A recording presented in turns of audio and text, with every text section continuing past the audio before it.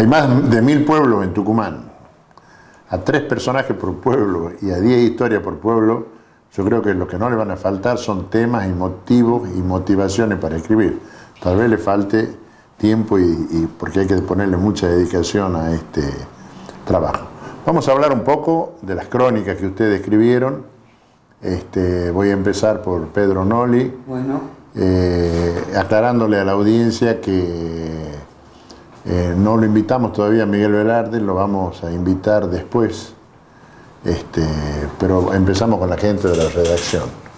Eppelbaum y Nocturno. Sí, ha sido un caso emblemático, la verdad, cuando estábamos trabajando y viendo cuáles eran las posibilidades de los temas que abarcaban dentro de este, bueno, como bien lo decía Bruno, este paraguas macro sobre el que nos ubicamos para cada uno trabajar con una historia particular. Encontramos que ahí teníamos algo interesante por el vínculo del hecho policial también y por el hecho en sí de lo que había significado la llegada de ese boliche aquí a Tucumán.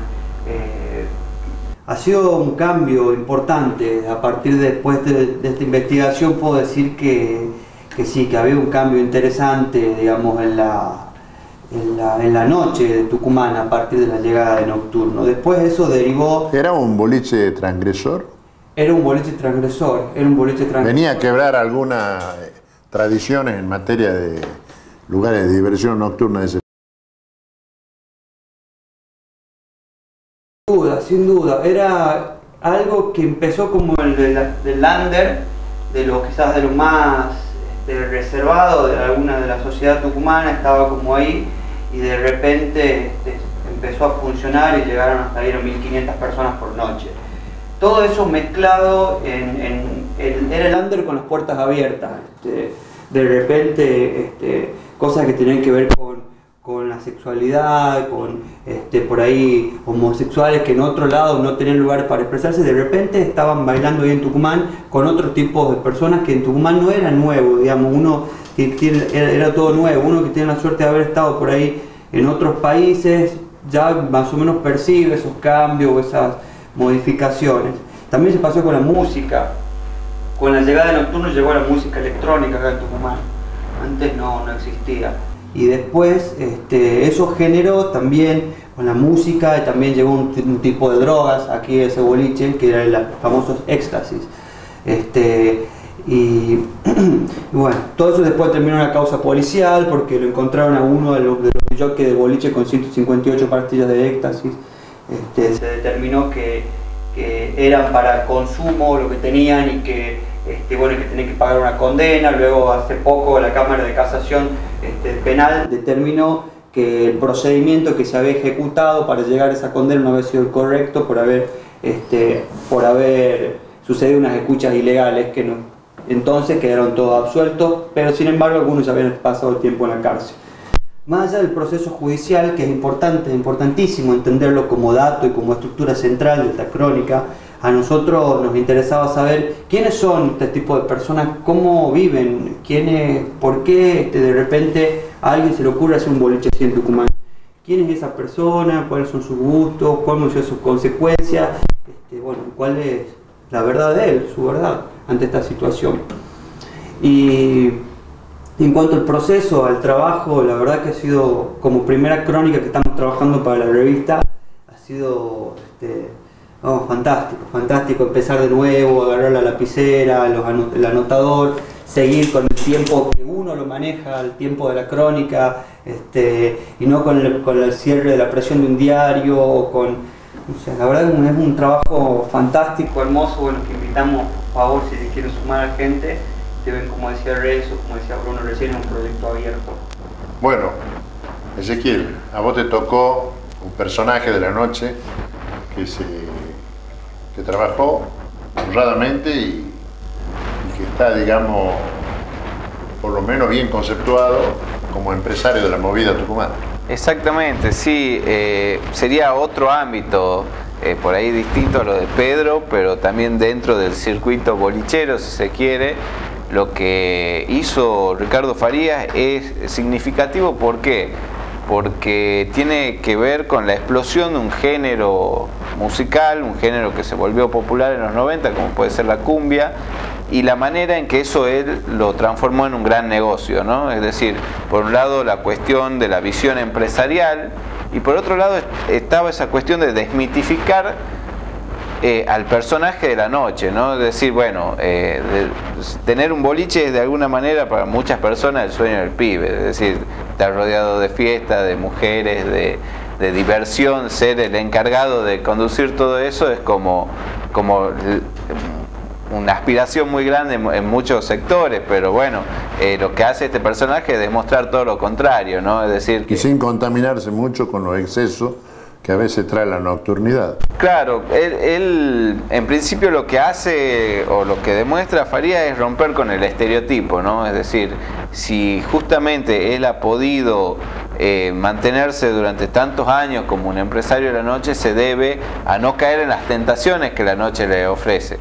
Entonces, cómo se construye humanamente esa persona es muy interesante para entender su visión empresarial y su visión de vida, ¿no? Es decir, ha sido una manera de entenderlo a él como persona, su manera de pensar, su manera de vivir y esta cuestión de decir, bueno, abro una bailanta y esa bailanta es la primera bailanta de Tucumán, ¿no? Y después seguir y abrir un boliche representativo como Metrópolis, que para los ojos por ahí externos, y a mí me tocó también estar del otro lado, de decir, bueno, a los Farías se lo tiene tanto a él como a su hijo, se lo tienen como a aquellas personas adineradas que se pasean por la ciudad en autos convertibles, y bueno, un poco había ese mito de decir, bueno, ¿cómo hicieron para hacer tanta plata a partir de la noche? Y bueno, me parece que está explicado en esta filosofía de trabajo, ¿no?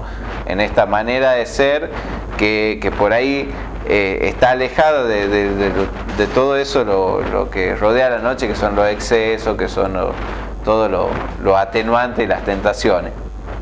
A Ezequiel y a Pedro le tocaron, digamos, dos personajes vivos en medio de la noche y que tratan con vivos. Y a vos, Bruno, te tocó un personaje vivo que trata con muertos. Que está en medio de los muertos. Sí, ha sido también un desafío. Cuando planteábamos las temáticas para abordar con los chicos, nos preguntábamos contar la historia de alguien que trabaja de noche en un cementerio. Que por ahí, bueno, son trabajos extraordinarios, muy poco comunes, y que por ahí no conocemos mucho. Lo primero que hicimos fue preguntarnos si había gente que trabaje de noche en un cementerio, porque tal vez existe la posibilidad de que los cementerios están cerrados y no hay nadie que los cuide, que cuide a los muertos. Entonces, bueno, hicimos todos los caminos burocráticos necesarios para la autorización, hablamos con las autoridades del cementerio, en este caso trabajamos con el Cementerio del Oeste, un cementerio súper conocido en Tucumán, el más antiguo de la ciudad, un cementerio muy representativo por los muertos que allí descansan, ¿no? Y también por todo el arte funerario que existe ahí adentro, ¿no? Que por ahí está en algunos casos abandonado, en otros casos mejor cuidado, pero que mucha gente por ahí deja de lado eso. Bueno, en ese escenario, encontrar una persona que trabaje allí en medio de la oscuridad, de noche, qué hace, qué no hace, cómo vive él su trabajo desde ahí, en un lugar tan particular, era el desafío de la crónica. Y bueno, encontramos un vivo entre los muertos, ¿no? Encontramos una historia, encontramos un personaje, ¿no? Una persona común y corriente, como tantos otros tucumanos que trabajan de noche, y bueno, y él lo hace con mucho gusto. Pasé varias noches en el cementerio, hablando con él, charlando, involucrándome. ¿Sin apariciones extrañas? Sin apariciones extrañas, por suerte sin apariciones extrañas. Y es un poco también desmitificar eso, ¿no? Un poco Ezequiel decía de desmitificar al personaje. Esta persona que es el personaje central de la crónica, no tiene grandes historias para contar sobre fantasmas y como uno podría creer. Es una persona que trabaja ahí y que él dice, hay que tenerle más miedo a los vivos que a los muertos. Entonces esa naturalidad con la que él trabaja en su entorno ha sido también un poco un gancho también importante para acercarnos a él. No te quiero interrumpir, pero he visto en tu crónica de que aunque mucha gente no crea, una cosa que me ha llamado la atención, que hay muchos vivos que han sido visitantes del cementerio por distintos motivos. Sí, bueno, los cuidadores están un poco para eso, ¿no? Algo que por ahí mucha gente quizás no conoce, parecen ser lugares muy adecuados para los amantes, ¿no?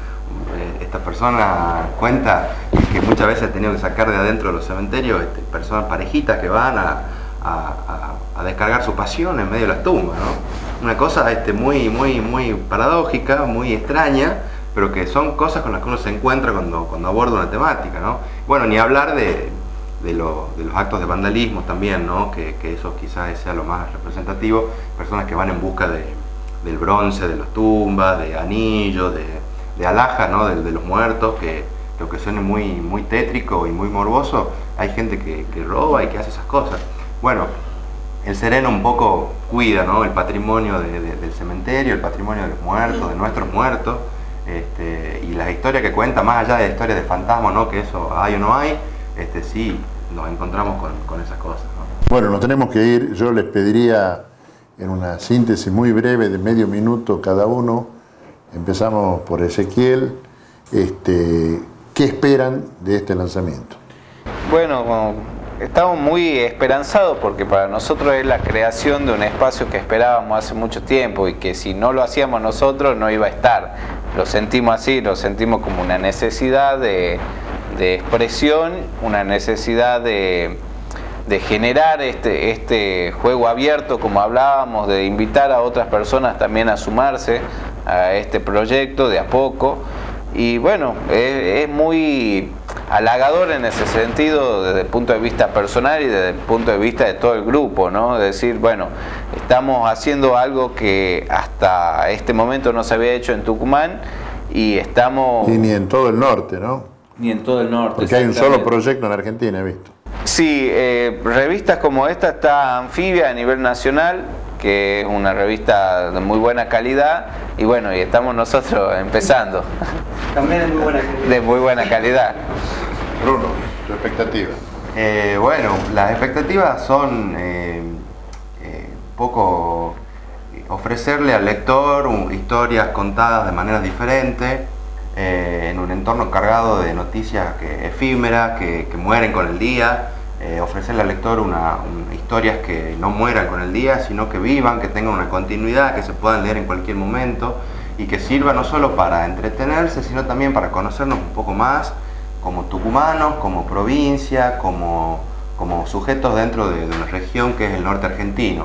Estamos comprometidos con lo que hacemos, somos tucumanos, hemos crecido acá, lo queremos y lo queríamos hacer acá, porque insisto, no nos servía de nada hacer este proyecto en otro lado, no nos servía de nada escribir en otro lado, además de hacer lo que nos gusta, queremos que Tucumán crezca en este pequeñísimo ámbito del periodismo y también el de las letras. Pedro. Bueno, las expectativas son hermosas, digamos, cuando uno empieza a concretar un sueño después del trabajo que estuvimos realizando y que ahora estamos ya, como decíamos la otra vez, como navegamos un poco mar adentro y ahora estamos con la tabla para empezar a surfear para donde queramos ir, uno en el camino se puede encontrar con muchas cosas divinas. Yo creo que esas cosas divinas van a ser todas las personas que nos vamos a ir conociendo en esta etapa. El momento, el primero en lo personal, de llegar y de repente interesarte por la vida de otra persona que no sabes quién es, absolutamente nada, y después tener la posibilidad de escribirlo y de compartir a la comunidad de la provincia quiénes somos los tucumanos. Bueno, yo les digo, en primer lugar los felicito y después les digo como hombre público y como un hombre que ha transitado mucho en Tucumán. Tucumán está muy malo, digamos, ejemplos son los que nos están apareciendo, malas noticias, ejemplos de personajes que se han enriquecido ilegalmente, y creo que esto es una bocanada de aire fresco porque vamos a hacer conocer el otro Tucumán, el Tucumán que subyace, el del personaje anónimo que tiene su historia de vida y que contribuye con mucho entusiasmo al progreso de esta provincia, ¿no? Esto es lo que más me atrae de este proyecto. Les agradezco mucho que hayan venido y tienen las puertas abiertas de este programa de periodismo independiente para cuando ustedes lo consideren oportuno. Muchas gracias por invitarnos, Lorenzo. Gracias. Vamos a una pausa, por favor.